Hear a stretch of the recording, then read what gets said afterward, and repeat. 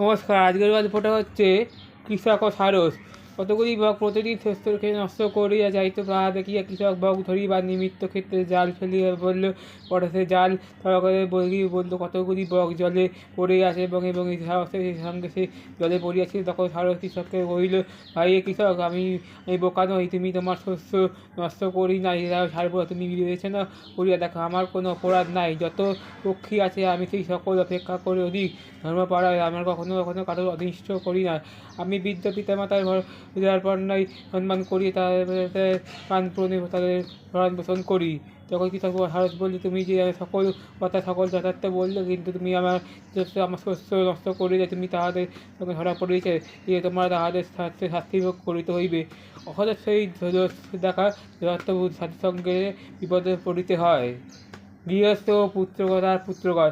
এক ব্যক্তি গৃহে কতিপয় পুত্র ছিল। পুত্রদের পরস্পর সম্ভাব্য ছিল, তাহাদের যতটা বিবাদ করিত গৃহস্থ সর্বদা তাহাদের পূর্বে, কিন্তু তাহার কথা বুঝল না। তখন তিনি এই স্থির করিলেন, কেবল কথায় দৃষ্টান্ত বোঝালেই বুঝিলে হবে না, শান্ত করতে পারে।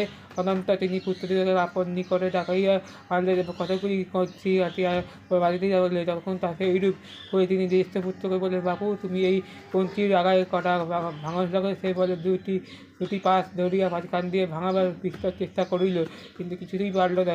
এইরূপ গৃহস্থ দেখে সকল পুত্রকে সেই কঞ্চির আঘাত ভাঙিতে বলল। সকলেই চেষ্টা করিল, কিন্তু সকলেই ভাঙিতে পারে। তিনি পুত্রকে কঞ্চি টাঁটিয়ে খুলে বলে, এক গাছ লঙ্কার সাথে ভেঙে গৃহস্থ পুত্রকে কহিল, দেখো বৎসকগণ, এইরূপ যতদিন আমার পরস্পর সম্ভাব্য থাকিবে, ততদিন শত্রুপক্ষ তোমাদের কিছু করিতে পারবে না, কিন্তু পরস্পর বিবাদের পড়লে পৃথক হওয়া উচ্ছেদ হইবে।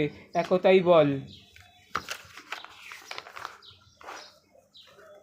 বৃদ্ধ দুঃখী যম ও কৃষক। এক বৃদ্ধ তার দীর্ঘকাল কোনো উপায় ছিল না। সে বনে কাঠ কাটিয়া এবং সে প্রতিদিন পাঠ করিত।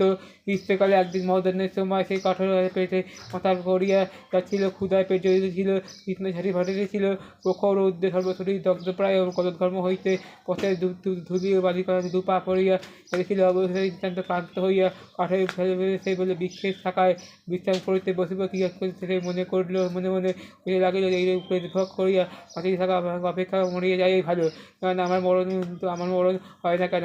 যতবার করে হতভাগা লোকের মরণ পড়িবে, ততটাই মঙ্গল। মনের দুঃখ দূর করিয়া সেই দুঃখী জমকে সম্বোধন করিয়া বলল, জম, তুমি আমাকে ভুলিয়া আছো কেন? শীঘ্র আসে এবং আমাকে লইয়া যাও। তা শুনিয়া আমরা নিষ্কৃতি হয় এবং আমি কেসে করতে পারিব না। তাহাই কথা সম্মত হয়ে জম তাহার আসিয়া সম্মুখে এসে বললে, দেখিয়া ভয় পাইয়া জিজ্ঞাসা করল, তুমি কী জন্য এখানে আসিয়াছ? তিনি বললেন, আমি জম তোমার এখানে ডাকিয়েছি, তাই আসিয়া আমাকে এখানে কী জন্য ডাকিয়েছি বলো। সে বলল, মহাশয়, আপনি যদি দয়া করে কঠোর ওটা আমার মাথার উপরে দিন, তবে তাহা হইলে আমি আমাদের উপকার হয়। আর জম শুনিয়া সহজ ভাসিয়া অনন্তর হইল। কি বলবার চাইলে ভাবিয়া দেখা উচিত। পক্ষী আর শকুন। এক শকুনের ফাঁদে পড়িয়াছিল এবং সে বলল, পক্ষী আনন্দ করবে কাতর হইয়া বিনা বাক্যে শকুনকে বললে, ভাই, তুমি আমার দয়া করিয়া আমাকে ছাড়িয়ে তাহলে আমি তোমার নিকটে অস্বীকার করিব, কিন্তু আমাকে ছাড়িয়া অন্য দিনের পক্ষীকে ভুলিয়া আনিয়া তোমাকে ফাঁদে ফেলিব। বিবেচনা করে দেখো, তুমি এই পক্ষী পরিবর্তনে কত পক্ষী পাইবে। এইরূপ করে গত হইল এবং শিকার বলে, দেখো, নিয়মিত তাহার গুহার উপস্থিত হইল এবং যথার্থ সিংহ বিরত হইল। অবসর ছল করিয়া পশুগণ প্রাণবধ করিল। এই বিষয়ে সম্পূর্ণ দোষ ছিল। এই জন্য সে গুহায় প্রবেশ করিয়া চূড়ান্ত নিকটে গিয়া সে কিঞ্চিৎ দূরে জিজ্ঞাসা করিল, মহারাজ, আপনি কেমন আছেন? সিংহ বলল, আজকে আমি অত্যাচার প্রকাশ করিব যে খেয়ে খাওয়ার পরম বন্ধু শিকার, এসো ভাই, এসো। আমার ভাবিছে ক্রমে ক্রমে সকল আমার দেখতে যাবে পরম বন্ধু শিক্ষা যা হোক না কেন, তুমি আমাকে যে আসিয়া তারপর নয় আনন্দিত হইলাম। যদি ভাই আসিয়া দূর করিয়া রাখো কেন, তার নিকটে সে মিষ্টি কথা বলো আর আমাকে কর্ণ হইতে দেখো দেখো ভাই, আমাকে সে দাসা উপস্থিত হইল, আরও দুদিন বাঁচিব না। সিনিয়া বলল, আজকে মহারাজ, প্রার্থনা করি শীঘ্র আসুন, আমাকে ক্ষমা করিয়া আমাকে নিজে অনেকক্ষণ থেকে থাকিতে পারবে।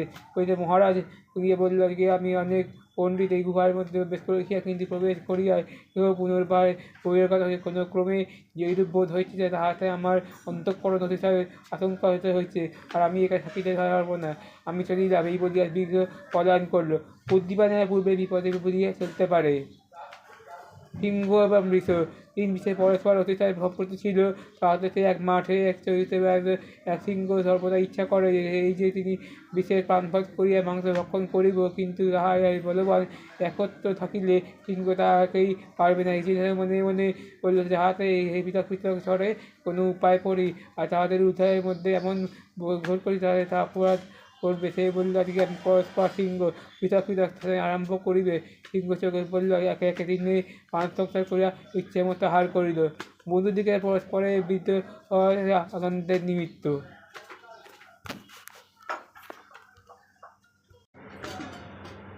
অস্ত্র আর গর্দভ। অস্ত্র এক ব্যক্তি অস্ত্র ছিল, এক গর্দভ ছিল। সে কোনো স্থানে যাইবার সে বা সমুদ্রে সে গৃহবেদে চাপিয়ে দিল। অস্ত্র বহু মূল্যের বস্ত্র করিয়া কোনো ভার চাপাই দেবে। এক দিবস সমুদ্রের ভার করে যেতে যেতে গর্দভে পীড়িত হইল। চিরদিন যাতনা ও ভরের আশঙ্কা গর্দভ বেশি কাতর হইয়া বসল। দেখো ভাই, এত ভার গ্রহণ করতে পারবো না, তুমি দয়া করে কিঞ্চিৎ তোমাকে অংশ দাও। তা আমার অনেক পরিচ্ছদ হয়, হয়তো আমি মরে যাই। অস্ত্র বলল, তুমি আমাকে পার করে আপনার কি বিরক্ত করবো না? তুমি কি আবার কখনো ঘরের অংশ লইবে না?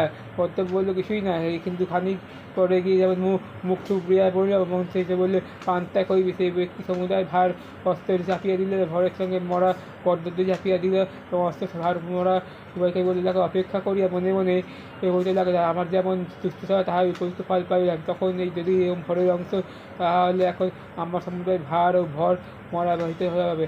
বুদ্ধিমানরা ভবিষ্যতে ঘরে করে। লবণেন বলদ। এক ব্যক্তি লবণ একত্র কোনো স্থানে সম্ভব শুনিয়া সেই বলল, আজকে আমি এই পূর্বে চলে বার করলাম। সেই শুনিয়া অনেকক্ষণ বোঝাই করিয়াছিল। সেই জন্য বলদ অতিশয় কাতর হয়ে বলল। ব্যক্তি বলল, আজকে কেবল দুস্থ আমাকে অত দুস্থ করে এই দলক। সে বললে, তুমি তুলো দিয়ে আমাকে চলো। এবং বলদ বলল, ভর পড়ে অভিমান নাদায় পড়ে গেল। ব্যবসায়ী ব্যক্তি পুরোপুরি বারবার যেমন করিয়া এবার ভয় ও শীঘ্র বলদকে উঠিতে হইল। এবার সে বিলম্ব হইব না, সে বলে বিলম্ব হইয়া অতিশয় দ্রুত হইল। সে সম্বন্ধে জিজ্ঞাসা করল, তুমি আমাকে যে দিবসে তুমি আমাকে পূর্বে বলদে ভার দিবস করেছিলে, নানায় পড়িয়ে তাহা দ্বিগুণ অপেক্ষা করে ভার বহন করিবে। সকলে মিলিয়া সময় চলে না। জ্যোতির্বিদ। এক জ্যোতির্বিদ প্রতিদিন রাত্রিরে নক্ষত্র দর্শন করিতেন। একদিন তিনি আকাশের দিকে দৃষ্টিপাত করলে নিবিষ্ট মনে দেখিতে দেখিতে পথে চলিলেন। সম্মুখে চুপ ছিল, এই চোখে খুব মরিয়া গেল। চুপ হইতে তিনি নিতান্ত স্বরে বলিয়া লোককে ডাকিতে ভাই হে, কে কোথায় আছো? তত্ত্ব আনিয়া আমাকে নিয়ে চলো, আমাকে প্রাণ রক্ষা করো। এক ব্যক্তি নিকটে গিয়ে যাইতেছিল।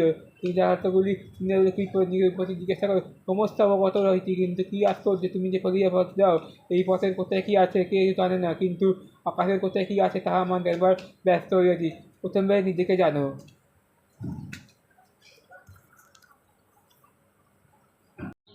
নমস্কার, আজকের গল্পটা হচ্ছে কৃষক ও সারস।